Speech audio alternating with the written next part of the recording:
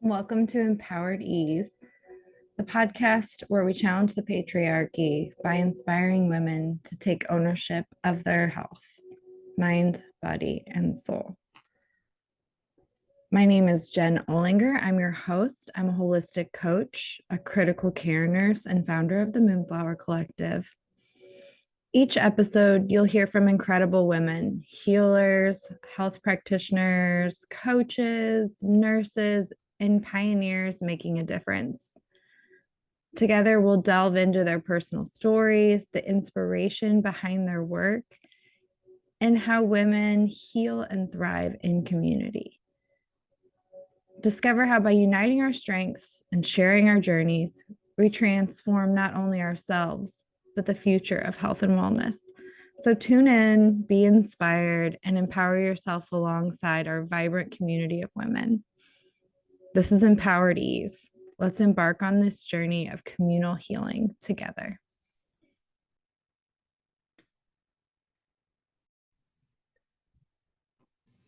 Welcome to another episode of Empowered Ease, the podcast where we share stories of remarkable women who are making an impact in the world of healing. Today, I'm thrilled to announce our guest, Maria Paholik. Maria is a dynamic Heal Your Life workshop leader, coach, and mindfulness meditation teacher. Her transformative journey from a life of people-pleasing and self-doubt to one of confident self-love and freedom is nothing short of inspiring. 8 years ago, Maria found herself at a crossroads, feeling lost and questioning her self-worth. In a moment of deep vulnerability, she turned to the universe for guidance, leading her to the empowering teachings of Louise Hay and the practice of mindfulness. Through her transformation, Maria discovered the power of changing her thoughts to change her reality. She embraced self-love and learned to set boundaries, creating a life filled with joy and authentic connections. Today, Maria passionately guides women away from the cycle of people-pleasing, helping them to discover their true worth and live freely without the need for external validation. In addition to her coaching, Maria has also created an affirmation journal, which is available on Amazon. This tool assists her clients in carving their unique paths. Her vision is a world where kindness prevails, both to ourselves and to those around us. She firmly believes that self-love paves the way to peace and harmony, encouraging us to take responsibility for our healing and happiness. Join us as Maria shares her insights and experiences, offering a beacon of hope for those seeking to transform their lives. Let's dwell into her story of empowerment and dream of a kinder world.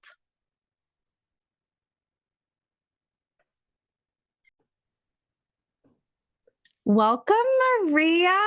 Tell us a little bit about yourself and where you are. Oh, thank you so much for having me. So I am originally from Hungary and I am in the UK. So it's 10 o'clock-ish at your place and Yes. 2 o'clock here in the afternoon. And well, I am a Heal Your Life teacher and I'm a workshop leader and also a mindfulness meditation teacher. And if you don't know or somebody doesn't know what Heal Your Life is, it's Louise Hay's work. And Louise Hay, just in a nutshell, she was big on self-love and mirror work, and she was also teaching how our beliefs and our thoughts create our reality. So this is what I do. Beautiful. I love that. So all the way in the UK. Do you work with people all over then? Regardless of where they are virtually? Yes, I work online. Yeah. I love that. Beautifully. Okay, so self-love and confidence and freedom from people pleasing. So what got you into this kind of work? Well, so yeah, freedom. So I have always been big on freedom ever since I was a child. You know, I didn't like hierarchy and stuff. So that was one part of it. But I also used to feel super lost, and many times I just wish that I wasn't around because I was experiencing so many challenging emotions. And also because I thought that something was wrong with me, I became a people pleaser. So I thought if I behave in a certain way, You know, if I please people around me, if I do what I think they want me to do, then I will be loved. So Mm-hmm. yeah, and one day I realized, actually I felt most of my life up until like 7, 8 years ago, I felt lost, as I mentioned. But there was a time when, you know, when I felt really, really like completely lost, and I didn't know what to do with my life. And on the outside, everything was fine, but deep inside, something was missing. But I just didn't know what it was. And I was stood in the bedroom window one night, and I was like, "Universe, send me help." And this is where everything began, really. So I started looking into workshops, and I found the workshop, and then I found another one, and I went to an energy healing, and the healer asked me, "So what do you need right now in your life?" And I said, "Self-love."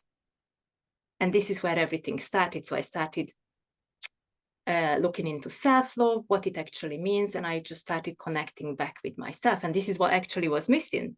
But I was looking on the outside, and because this work helped me so much, and I realized I'm not the only one who is struggling with these things. Yeah, it sort of became my mission to help others to find their own freedom, and they start and to start loving themselves. Come back. That's beautiful. That's so beautiful. I think that that is the struggle for the majority of people out there right now, if not everyone, at some point in their life is learning how to love ourselves, really, right? It's kind of hard to even learn where to start. Like, what do I need? Because we're all so programmed, I think, especially as women, to disconnect from what we need in the moment and be the like neutral pleaser, the easy person. So I feel like that's kind of, I don't know, you didn't grow up in the same place I did, obviously, and have a very, you've been in two different countries, but I feel like definitely here and in a lot of cultures, you know, women are taught to be seen, not heard, to be like really to manage the emotions of others, to make things better, to make things easy, to make things inviting. And in doing that, we deny whatever is going on for us in the moment. So that can keep us very disconnected from what our feelings are and from caring from ourselves. So I think this is such important work. So I know you focus mainly on people pleasing, which I think is a huge, is just one layer in all of this, right? Because that's just one symptom of the lack of self love. So when you're working with people with self love, where do you start? How do you start to get people to turn inwards and pay attention to themselves? Because a lot of us we're putting everybody else's needs first. Well, you know, it really depends, because everyone's journey is completely different. I love that. So some people, just like myself, I didn't even know what I was missing, right? So I didn't even know where to start. I just knew I had to start somewhere. So what I was doing, once I made sort of the decision that I'm just gonna do something, things started popping up on Facebook, some local events, and this is where I started, and they just kept popping up. So I also believe once we sort of make a decision, things just start, they just start coming to us, and we can choose things.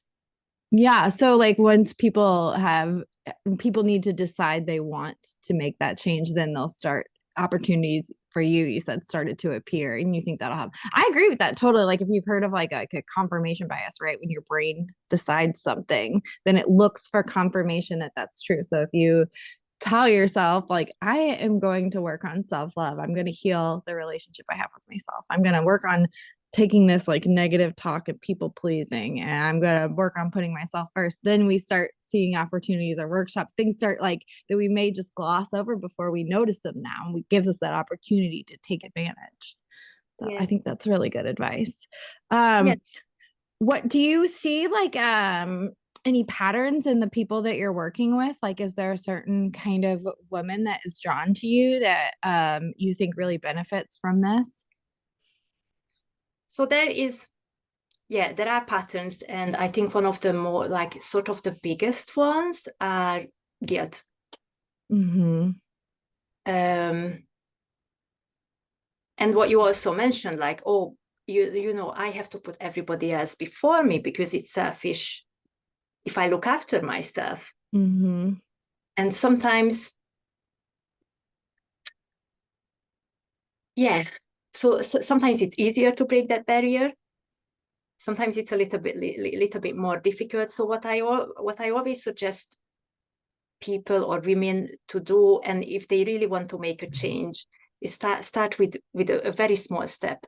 So just recently, or a couple of months ago, I had a chat with somebody, and I asked her what is it that she really wanted for herself, and she said, I think she said that she wants to be more peaceful, less stressful. So I'm like, okay, so what's worrying you, and so on and so on, and she sort of picked a really big thing about worrying about her child. So I said that is probably too big of a step for you to just let go of that worry. Too broad, yeah. But then I said, so maybe you can. So she's like, okay, but I can't relax until everything's done in the house. She needs to do the dishes, and she needs to look after the household, she needs to do the chores whatsoever. So I just suggested her that maybe just leave the dishes and put your feet up, at the end of the day, and experiment, see what happens. And a few months after, I actually asked her, like, how's everything going? And she said she started looking into meditations, she started doing some sort of exercises and everything, and that she's feeling a lot better. What Oh, she had I love that. Like I feel like with my clients, like I do something similar where, when we first start setting goals, we make sure to set goals that we're positive we can win. Like it's not, you cannot set a goal that you're going to lose in the beginning because we're overwhelmed, we're tired, we're, whatever, life is life and we're just learning these skills. So I encourage people to set goals that they know they'll win, because celebrating yourself, celebrating those wins is a huge piece of it, right? That's self-confidence, but also seeing that you can do it, seeing like maybe that was it, maybe it wasn't. I think it gives you I don't know what the word I'm looking for is, but like motivation, encouragement, like, to try something new, to try something different. Maybe that did make a big difference. Maybe it didn't, but the fact that you were able to stick to one goal about yourself, that's reaffirming that relationship. So I think that's and really. also what so sort of I also had to ask her, well, I didn't have to ask her, but I asked her, like, okay, so what would your husband say? Would he be Yeah. worried if dishes weren't done?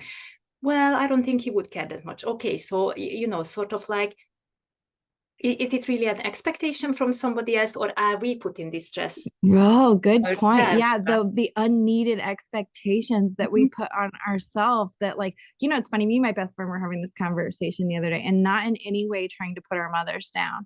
But we were talking about small little things that are ingrained in us from our parents. Like, and it was about cleaning the house, because this, I feel like a lot of women feel ownership for this. Yes, I work yes. full time. My mom did not.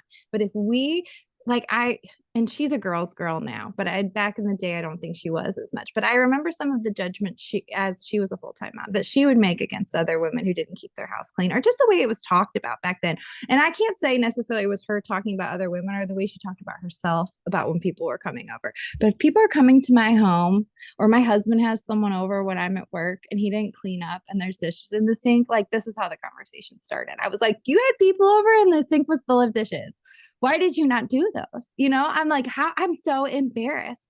And so I'm talking to my best friend about this, and she's telling me about like how her mom did the same thing, her thing. But she's like, do you think about your husband? Think about his friend. Do you think they even went in your kitchen? Like, to be honest, they probably never left the TV. Yes, You're and so they don't even right. care most of the time. She's like, do you think they even saw that? They didn't see any of that. Men don't see that. I'm like, you're so right. I was so like upset with my husband, stressed out, caused myself all this stupid worry at work and when I got home. And then I got home one day, I was normally tired, and I cleaned everything after his friend was here, which wouldn't even made a difference. And she's like, what are you doing? Like, I don't know. But it is weird. We put these expectations on ourselves, and I had never taken the time to look at where it came from before. And the minute I did, I let it go, because I was like, that's stupid. You're right. They didn't notice. Yeah, yeah.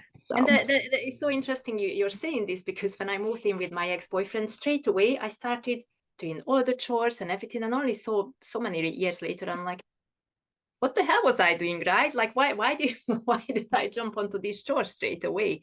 And then right. Like, I'll do this for you. Let me take care of this. Why? Was he doing that for you? No. Yeah, and perhaps he didn't even expect me at the beginning, right? But then it Yeah. obviously, but then because we're all human beings, right? So if somebody starts doing things for us, we just take it for granted. Yeah, you created that expectation, and Yeah. that's not his fault. If like you don't have time to get to it, it's stressing you out. He never asked you to do that. And I find the same thing in my relationship too. My husband's like, I would be fine without this. I never asked you to do that. I'm like, but I need to feel comfortable. And he's like, well, that's what needs addressed, right? Like, And then I yes, get offended, like, what do you mean I'm doing this for you? But even though you never asked, but I'm like, I'm yeah, for you, and then I got offended, like, why are you not appreciating me or something? I've yeah, done it. Oh, yeah, yeah. So we're really kind of doing it a little bit for ourselves, right? I think so. Yes. Well, that's my personal experience anyway. Yeah. No, I think you're right Sometimes, too. I'm sorry, go on. No, I just said I agree with you. I think you're right. Yeah, because sometimes, so about people pleasing, yes. So sometimes I think our environment has certain expectations, but sometimes we have the self-imposed expectations, what we think that this person, well, I think this person wants me to be like this or behave in a certain way, and it may not even be true. Sometimes it's true, sometimes it isn't. This is what Yeah, I yeah. Some of it times it comes from like our subconscious programming, things that we didn't even choose, but just how we saw things done when we were at a small age. We just expect that's the way everyone sees the world or the roles everyone thinks people are taking. And that's just not true. yeah, yeah. I love that perspective because I think we all need another person to see it, right? Like it's not, those aren't things that we usually identify on our own. We need a Mm-hmm. little help. We need an outside perspective to really question those things about ourselves. I think so, yes. So, with this people pleasing and what are the dangers if we don't address this, do you think? Like where does this lead people? Because I feel like a lot of people are in this, a lot of women, and they are suffering. They just maybe aren't identifying that this may be one of their struggles. Yeah, so what are the dangers? Burnout, Yeah. uh, disconnection from oneself. So, okay, so my example, when I I used to think, oh, I'm such an easy person, right? Yeah, I don't want to take up much space, and but then where am I? And then I got, and also when you start doing things for other people, you can become really resentful, and Mm-hmm. also there are no the relationships are not necessarily genuine either, because Mm. it can be transactional. I'm doing something. It's not the same for every single person. Sometimes it's for approval. Sometimes it's because I'm afraid to say no. Sometimes I don't even know what I need. Uh, Yeah. So but that's I really the individualization of it. You really have to figure out where your holdups are. mhm, So I what do think you, what once you healed from all this, what are some of the things you noticed about like the relate or for your clients too? What are some of the things once you see people addressing these issues that they start to notice about their lives that changes in a good way? What are some of the positive effects of starting to put yourself first, starting to love yourself and freeing yourself from some of these people pleasing activities? What are some of the things you think your clients and yourself have experienced? well, first of all, it's like you start taking a moment or even more moments for yourself and really asking, like, okay, so what do I need right now? Who am I actually? Like, what are my likes or dislikes? What are my preferences, right? So it's just what I think people pleasing, and that was again my experience. um but there are other people as well, oh, can you do this for me? Somebody comes, can you do this for me, or whatever, straight away, yes, yes, of course. Not even thinking about it, it's just a reaction straight away. Yeah, women have a really hard time saying no, right? Even if the answer is no. And even when we do say no, if we are able to say no, we have so many excuses. Like we have to say so much to defend our no, even though no is like a full sentence. So I love that you're saying that because I feel like a lot of us we overwhelm ourselves or we'll say yes from like the place of ourselves that has all the energy, like we say yes from our best version of ourselves, and we don't realize like we're not always, we get the best version of ourselves like a quarter of the time we're here, so we can't make decisions from that energy place. Yeah, definitely. And also, so what I recommend people do is instead of saying that yes straight away, is just take a moment. And what I started doing myself, and this is what I recommend people do, but everybody can find their own little tools, they can start practicing with something, and then whatever comes to them and they find it better, then they can do that, of course. But it's like, I started asking like, okay, so when do you need the answer by? And they say, I don't know, in 2 days. I'm like, okay, I will come back to you in 2 days. Oh, Because that's good. Give yourself a little space to think about it, to check in, to see if it's something you really want to do. yes, because I think so. A lot of people, when there are other people around, we pick up on their energy and their stuff. So especially for me, I need to be away from everyone else and to really check in with myself. Okay, so what is it that I actually want? And I think that's very similar to a lot of people as well. So they really have to be on their own to actually understand themselves and know what they want. And and it's much easier than saying no, isn't it? Like, it's not having to say no the first time. It's giving yourself like a little buffer. Like, well, how much time do you need? Or can I get back to you? When do I need to get back to you by? I love that. So it's almost like a practice is getting to know. yes. So and exactly, it's not like you have to say no straight away. And again, some people are okay to say no straight and no as a full sentence. That's hard though. It is to me still, because I don't want the other person to feel rejected or feel or take it personal. So yeah. I make it a longer sentence. Yeah, I like that. An easier one to digest. Yes, but again, no is still my brother. He has boundaries, and he's like, no. I'm like, how rude, right? Right. Well, okay. I know men are a lot easier, or well, the majority of men, I feel like that's a little easier it's more socially acceptable for men to just say no than it is. Or at least we feel that way, whether it is or not. I feel like that. So I love I that. feel that way. But yeah, it's good point. I think it's a good point that you said that. Well, that is it true or is it not? I don't know. But it seems like it that It sure does. Yeah. Yeah, it really does. But I think that, our brains just work differently. Sometimes that might be one of the advantages of the male brain. So, I don't want to forget to mention this, but I know you gave a free gift for our listeners. Do you want to explain a little bit about and it will be in the show notes. So if you just click on the episode anywhere you're viewing it, it should be in the show description, the link to this. But oh, thank you. Yes, I'm super excited about it actually, because I only sort of released it about a week ago. And if you sign up, I think it's only your first name and email address, you will be receiving 21 self-love letters. oh, And I love that. yes, and it's the way the emails arrive. So like a self-love letter every single day for 21 days.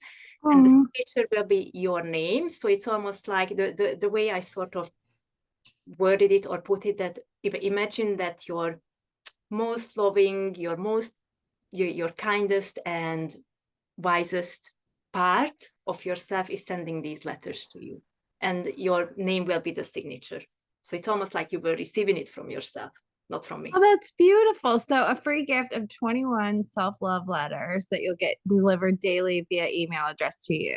And they're just, I love that. That's beautiful. Okay, so that will be in the show notes. So if people are listening to this and really connecting, like, yeah, this is me. I don't know, like, and then they're confused on even where to start. What advice would you give them on where to start with this? Start where you are at, really. So yes, I had somebody asking ask the same question, and I was like, just look at books, and the right things will come. So if you don't know what you want to change in your life, or just start searching for something, like, or even search self-love and see what comes up, and things will just unfold, or find a coach straight away.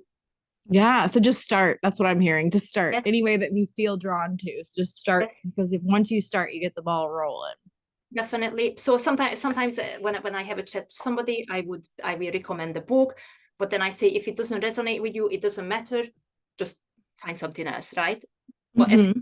started, so the sort of the intention is already there, and the action has been taken, and the rest will come slowly. I love that. It's always unfolding. It's not like I have arrived and I have nothing else to do, right? Right. Life is a process. We're always getting there. I've heard it described as a spiral. I love it. I think it's like this rising woman or wild woman sisterhood. I don't know if you've heard it, but it's like, and it's really hard to put it on paper because when you see the spiral, it looks flat, but really if you see it, it's like three-dimensional.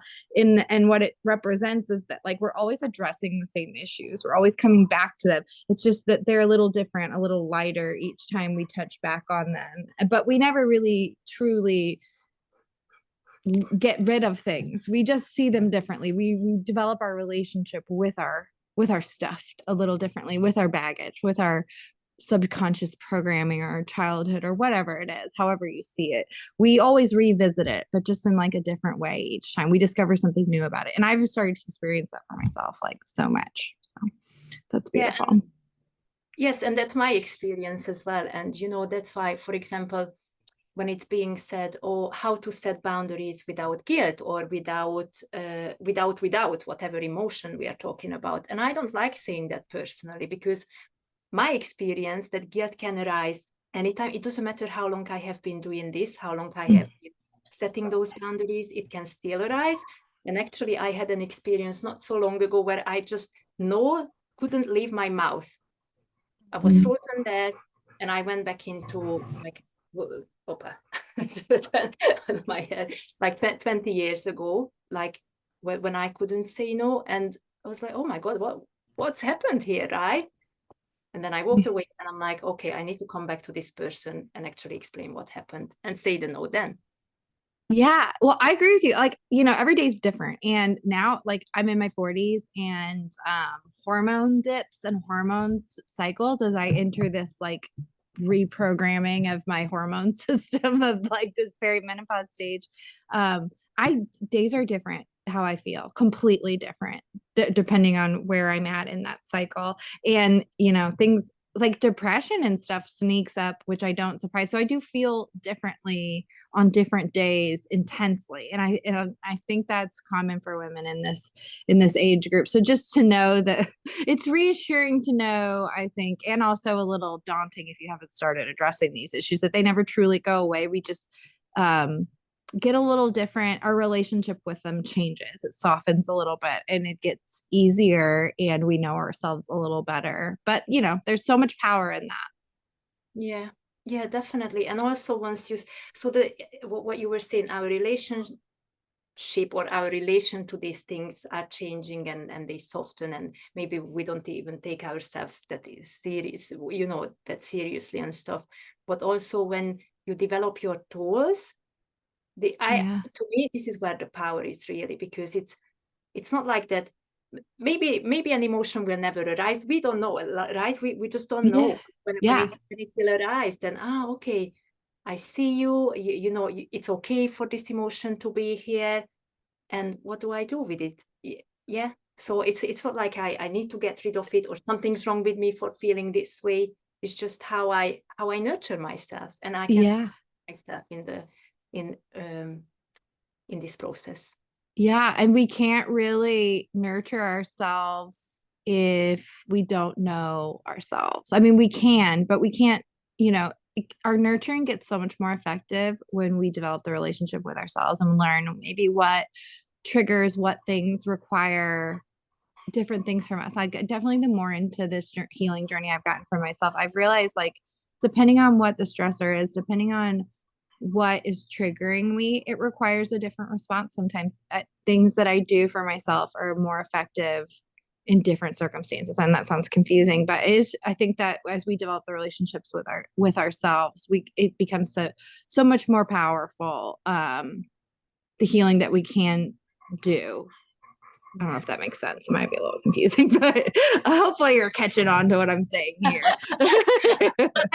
I think, yeah, I think I get it, but you can correct me if I didn't. But for example, for me, some days, okay, I just need to go to the mirror and talk to myself kindly. But some days it's not the mirror work that I do. I just sit down and, I don't know, have a cup of tea in silence. So whatever I feel I need that moment.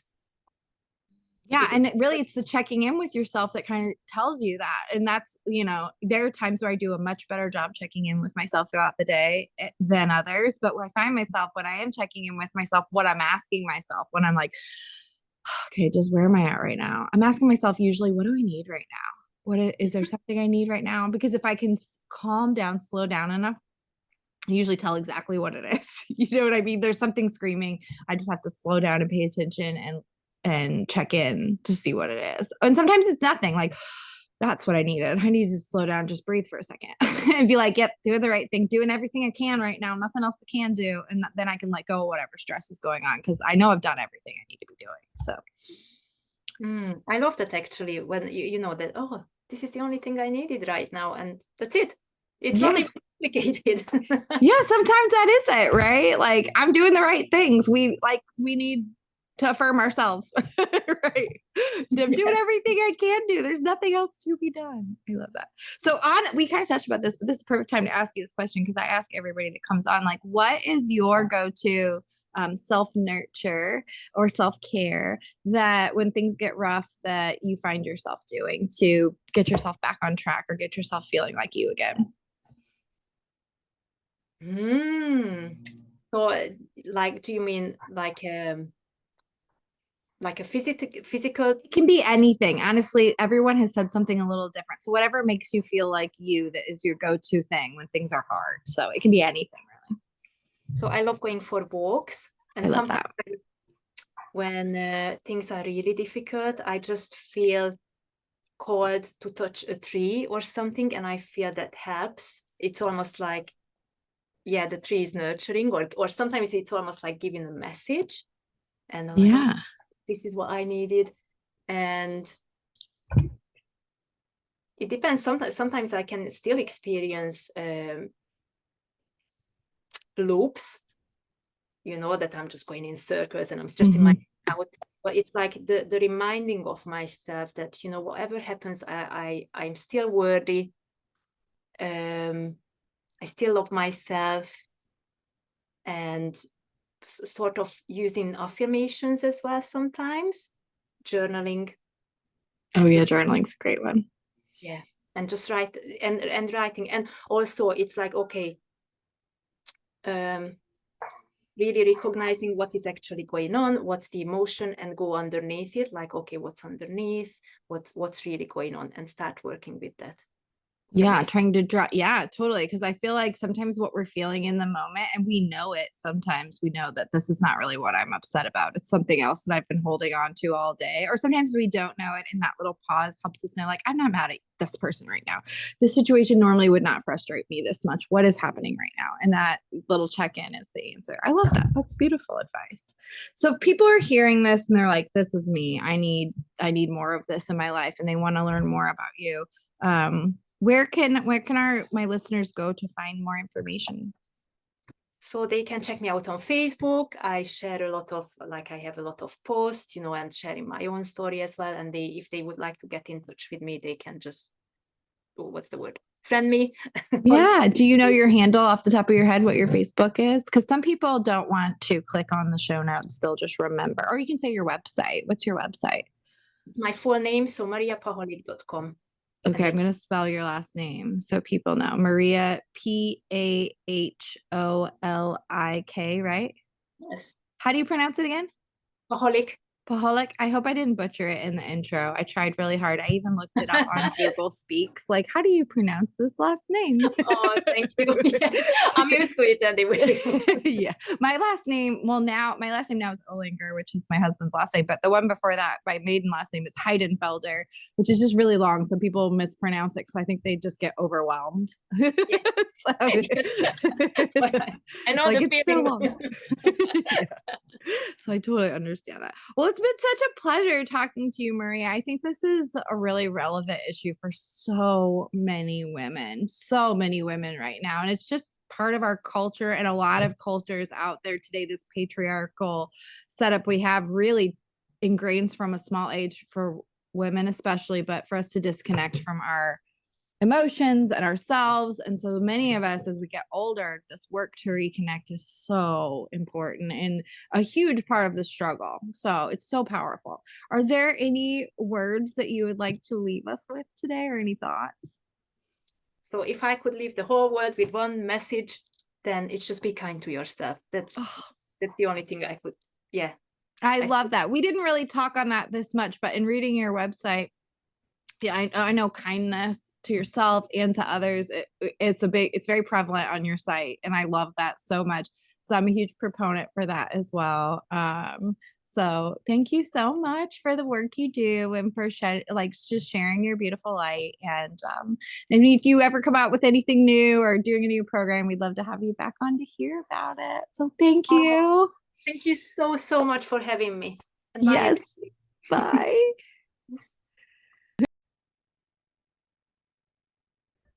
Thank you for tuning in today to this episode of Empowered Ease. I hope you found inspiration and insight in today's conversation.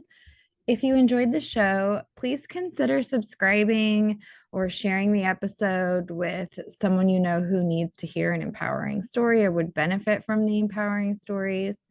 You can also buy us a cup of coffee on our website, which goes a long way in editing the show and finding guests. For those of you that are looking for a little more and some support in reclaiming your energy and your joy, I invite you to explore my program called From Burnout to Blossoming: Reclaim Your Energy and Joy.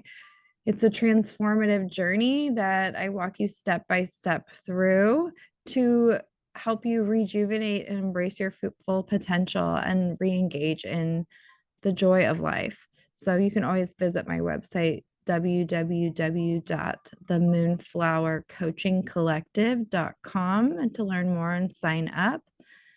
And don't forget to join our vibrant community by subscribing to my newsletter. You'll gain access to a free supportive community and network of women tackling burnout. We regularly post and have conversations inside our private group. It's totally free. You'll also receive updates on the 2 free monthly workshops I do each month. I'm starting a chakra series currently, and we would love for you to join. Also, it'll help you stay in the loop with all the empowering initiatives that I'm doing at the Moonflower Collective and all the guests on the show, Empowered Ease. So together we can nurture a space where women thrive. I hope you'll join us there. Until next time, continue to empower yourself and each other, and take care of yourselves, ladies.